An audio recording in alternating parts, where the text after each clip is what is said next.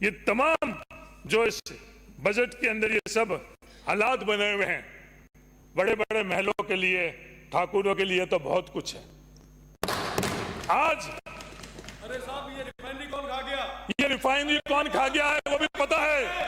चिल्लाना हिम्मत हो तो वह जाकर ये बात कर लो, ये करना जो कर ले, हिम्मत है वो कर लो, सब अच्छी तरह से कर लो। ये आवाज मजदूर की, ये आवाज पिछड़ों की, ये तमाम लोग इकट्ठे हो जाए, ये आवाज दबा नहीं सकते हैं।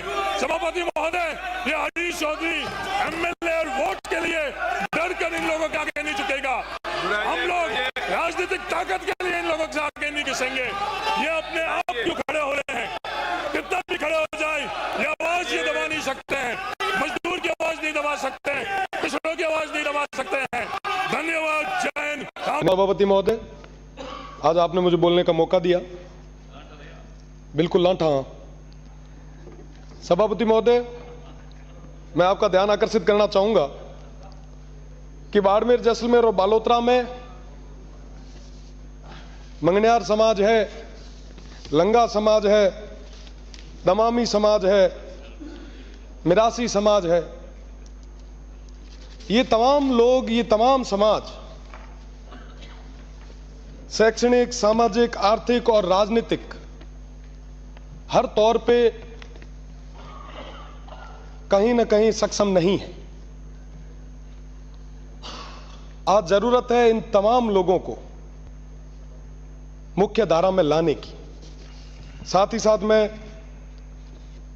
बात करूंगा हमारे पाक विस्थापित भाइयों की, हमारे गाड़िया लोहार समाज की, हमारे जोगी समाज की, हमारे पशुपालक समस्त जितनी भी जातियां हैं उनकी, हमारे गवारिया समाज की, हमारे अपने ओड समाज की, सांसी समाज की, नाथ समाज की, कालबेलिया समाज की, साथ ही साथ समस्त घुमंतु जातियां और अर्ध घुमंतु जातियां हैं। आज के समय में उनके पास कोई भी तरीके की कोई भूमि नहीं है, वो हमारे अपने हैं। आज हर गांव की स्थिति ये है, वो लोग कहीं गोचर में बैठे हैं या कोई ना कोई सरकारी भूमि पे बैठे हैं। उन सभी को मुख्य धारा में लाने का काम, लाने की जिम्मेदारी हम सभी की। समस्त जितने भी घुमंतु जातियां हैं, पशुपालक जातियां हैं, वो सब लोग अपना जीवन यापन करने के लिए दूर दराज क्षेत्रों में जाते हैं। उनके बच्चे, उनकी आने वाली पीढ़ियां शिक्षा से वंचित रह जाती है। उन सभी को मुख्य धारा में लाने के लिए हमें प्रयास करना चाहिए। विशेषकर पश्चिमी राजस्थान में नए छात्रावास की जरूरत है। मैं सभापति महोदय के माध्यम से निवेदन करना चाहूंगा मंत्री महोदय को कि आप नए छात्रावासों के लिए विशेष पैकेज उस पश्चिमी राजस्थान को दें। साथ ही साथ मैं निवेदन करना चाहूंगा, भील जनजाति की बात आज करूंगा। भील समाज और नायक समाज एक ही है, पर उन्हें अलग अलग कैटेगरी में डाल रखा गया। मेरा निवेदन है कि इन सभी को एक साथ किया जाए। साथ ही साथ अनुसूचित जाति के तर्ज पर भील समाज को भी कृषि विद्युत कनेक्शंस में वरीयता दी जाए। ग्रामीण परिवेश से आते हैं साहब, खेती के अलावा कोई हमारे पास ऑप्शन है नहीं। उन लोगों को मुख्य धारा में लाने के लिए इसकी ज्यादा जरूरत है। साथ ही साथ टाडा माडा जैसी योजनाओं को बाड़मेर, जैसलमेर और बालोतरा में रहने वाले हमारे तमाम उन वंचित शोषित परिवारों के लिए, उनके विकास के लिए ये विशेष योजना शुरू करनी बहुत ज्यादा आवश्यक है। अभी बात चल रही थी थोड़ी देर पहले तक पश्चिमी राजस्थान की। आज के समय में साहब हमारे पास खूब सारी चीजें हैं जिससे हम इन तमाम लोगों को मुख्य धारा में ला सकते हैं। पर मुझे ये कहते हुए बड़ा दुख होता है कि चंद लोगों का मल्टीनेशनल कंपनीज पे अधिकार हो गया, जिसकी वजह से ये हमारे तमाम भाई आज भी सब कुछ होने के बाद में भी अभावों में जी रहे हैं। आज के समय में आर्थिक रूप से आर्थिक सामंतवाद एक नया हमारे पश्चिमी राजस्थान में आ चुका है। वोट की राजनीति के लिए एक समाज से दूसरे समाज को लड़ाने की ये जो प्रथा शुरू हो रही है, मैं इसकी कड़े शब्दों में निंदा करता हूं। ये लोकतंत्र का पावन मंदिर है, इसकी एक गरिमा है।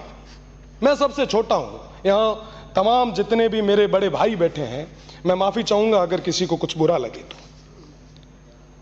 ये सब चीजें जब हम देखते हैं या हमारी आने वाली पीढ़ी देखती है, जब युवा साथी देखते हैं जो बाहर बैठे बड़ी उम्मीद लगा रहे हैं, वो प्रदेश की तमाम जनता जो सोच रही है कि साहब अंदर बैठे हुए जनप्रतिनिधि कुछ अच्छी बात करेंगे, हमारे इस प्रदेश की बात करेंगे, यहां के विकास की बात करेंगे, जब ये चीजें सुनते हैं तो आप सोचो कि उन पे क्या गुजरती होगी। जब ये सदन चलता है तो 10-10 किलोमीटर तक बैरिकेडिंग होती है कि माननीय सदस्य अंदर बैठ के इस प्रदेश के मुद्दों पे बात कर रहे हैं, चर्चाएं कर रहे हैं। पर आज के समय में क्या हो रहा है? माननीय सभापति महोदय, साथ ही साथ मैं मेरे क्षेत्र की ओर आपका ध्यान आकर्षित करना चाहूंगा कि मेरे क्षेत्र में कई सारी कम्युनिटीज ऐसी हैं जिनके छात्रावास अभी तक नहीं बने। मेरा माननीय मंत्री जी से निवेदन रहेगा कि उनके लिए भी बेहतर छात्रावास की व्यवस्था करवाई जाए। साथ ही साथ थोड़ी देर पहले बात जो किलों की चल रही थी, महलों की चल रही थी, मैं कहना चाहूंगा कि ये किले, ये महल, ये शौर्य और गाथा के प्रतीक हैं।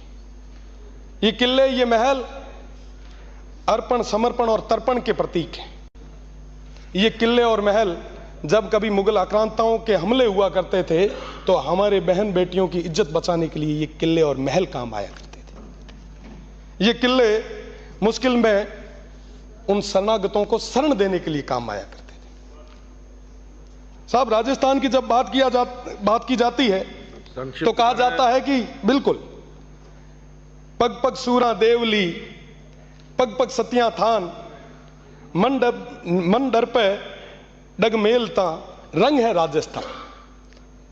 ऐसा राजस्थान है मेरा, ऐसा रंग रंगीला, ऐसा हरियाला, ऐसा अपनापन, भाईचारे, ऐसे प्रेम वाला मेरा राजस्थान है। पर राजस्थान की उसी विधानसभा में जब ऐसी बातें होने लग जाए तो हम सभी के लिए ये पीड़ा की बात है। मैं कोई छोटी बात नहीं करूंगा, मैं छोटा जरूर हूं, पर अब मेरा ये नैतिक धर्म है, मेरी ये जिम्मेदारी है। मैं कहना चाहूंगा उन तमाम लोगों को कि इस सदन की एक गरिमा है, हम सभी की नैतिक धर्म है, नैतिक जिम्मेदारी है कि इस सदन की गरिमा को हम बनाए रखें। कोई भी किसी भी जाति से हो, धर्म से हो, हमें सभी का सम्मान करना है। श्री राम साहब, हमें ये सिखाया गया है। बहुत बहुत धन्यवाद। कई सारी चीजें और भी है, आने वाले समय में और खुल के स्पष्ट रूप से बताई जाएगी। बहुत बहुत